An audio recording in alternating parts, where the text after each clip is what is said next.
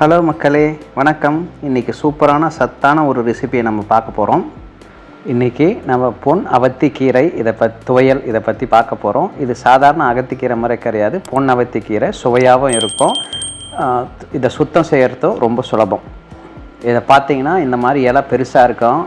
சாதாரண மற்ற அவத்திக்கீரை மாதிரி சின்ன சின்னதாக இருக்காது. இதை சுத்தம் பண்ணுறது இது இலை பெருசாக இருக்கிறதால ரொம்ப சுலபம். நிறைய சத்துக்களும் இருக்குது. இன்றைக்கி அதை எப்படி செய்யறதுன்னு நம்ம பார்க்க போகிறோம்.